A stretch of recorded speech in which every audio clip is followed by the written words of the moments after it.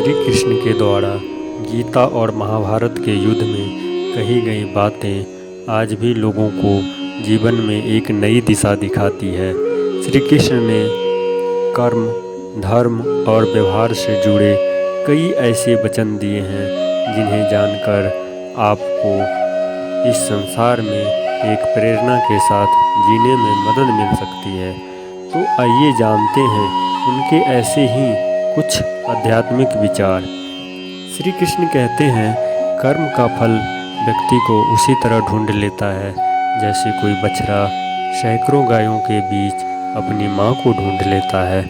मैं सभी जीवों में विद्वान हूँ, मैं चींटी में भी विद्वान हूँ और हाथी में भी विद्वान हूँ। व्यक्ति कर्म करने से कभी छुटकारा नहीं पा सकता है, इसलिए तुम्हें हमेशा कर्म करते रहना चाहिए, क्योंकि कर्म के बिना तुम्हारे शरीर का निर्वाह भी नहीं हो सकता है। श्री कृष्ण आगे कहते हैं, मन शरीर का हिस्सा है। सुख दुख का एहसास करना आत्मा का नहीं, शरीर का काम है।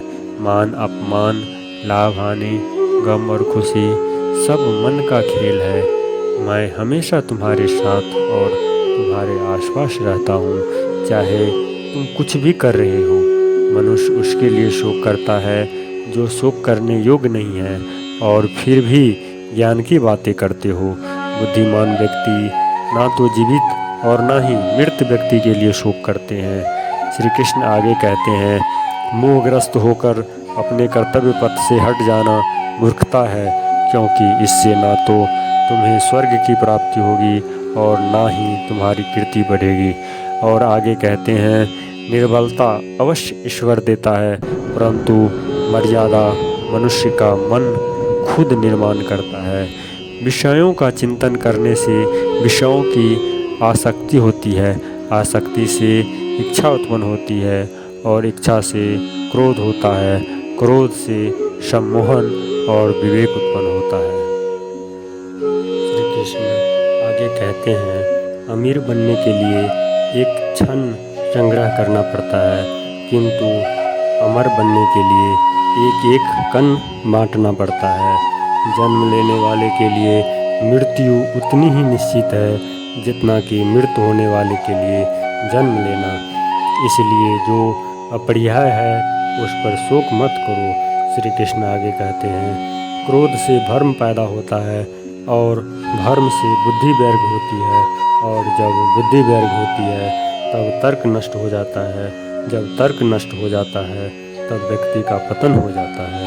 श्री कृष्ण आगे कहते हैं, धर्म युद्ध में कोई भी व्यक्ति निष्पक्ष नहीं रह सकता। धर्म युद्ध में जो व्यक्ति धर्म के साथ नहीं खड़ा है, इसका अर्थ है वह अधर्म का साथ दे रहा है, वह अधर्म के साथ खड़ा है। अगर कोई मनुष्य हमारे साथ बुरा कर रहा है तो उसे करने दो, इसका कर्म है और समय उसके कर्म का फल उसे जरूर देगा। श्री कृष्ण आगे कहते हैं, इच्छा पूरी नहीं होती है तो क्रोध बढ़ता है, और इच्छा पूरी होती है तो लोभ बढ़ता है। इसलिए जीवन की हर स्थिति में धैर्य बनाए रखना। जय श्री राधे, जय श्री राधे, जय श्री राधे।